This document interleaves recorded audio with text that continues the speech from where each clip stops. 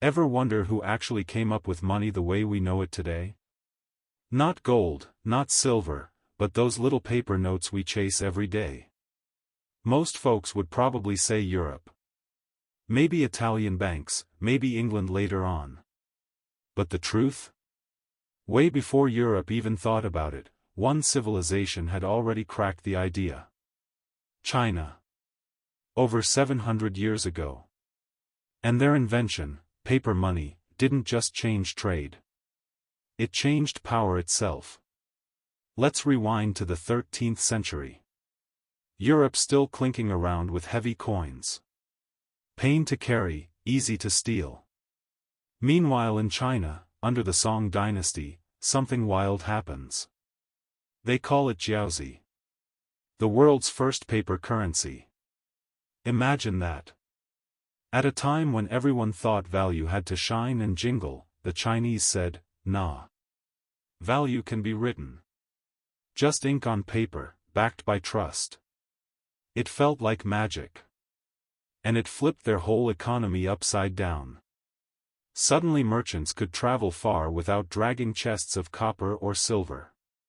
Trade routes lit up. Cities grew. Markets exploded. Paper money turned local trade into national trade. And for the first time ever, a government could control money just by printing it. Sound familiar? But here's the twist, the Song didn't just print money out of thin air. They had rules. Every note was backed by reserves or taxes. You could swap paper for coins if you wanted. That trust kept the system solid. And for a while, it worked beautifully. The economy boomed. China became the richest, most advanced society on Earth. But, you already know where this is going. Because the temptation to print more than you should? That's as old as money itself. Enter the Yuan dynasty. Kublai Khan. Paper money becomes the empire's main currency. But unlike the Song, the Mongols printed way more than they had. Why?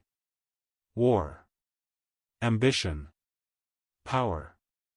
At first, it looked genius. People spent more, the economy buzzed. Then came the crash, inflation. Prices shot up. Trust collapsed. And those same notes that once fueled an empire, turned worthless. Here's the crazy part, this was centuries before Europe even tried paper money.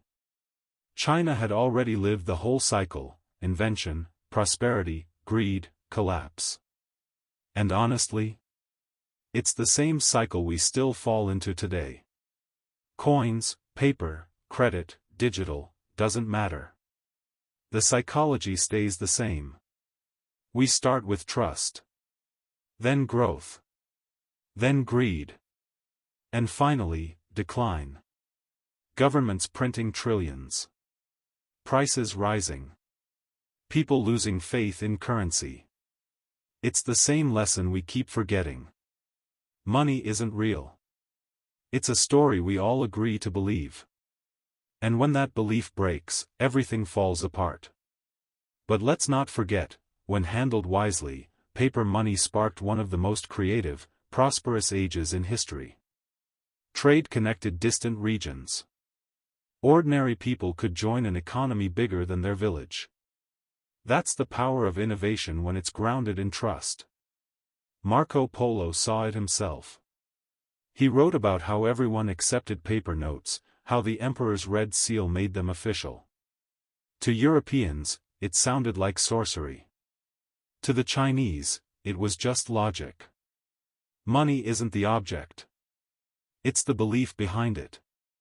And that belief gave China huge power, but also huge responsibility.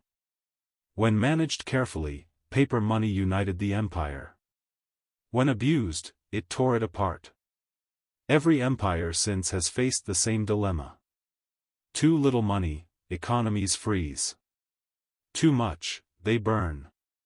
So next time you hold a dollar, euro, or yuan, remember, that scrap of paper carries centuries of trial and error. The dreams of merchants. The greed of emperors. The faith of billions before you. Because in the end, money isn't just trade. It's trust, discipline, and the stories we choose to believe. So the real question is, have we learned from China's past? Or are we just repeating it on a global scale, because history keeps teaching the same thing? When trust breaks, paper turns back into dust. It all started with Jiaozi, a simple piece of paper that changed the world. And maybe, our future depends on remembering how it all began.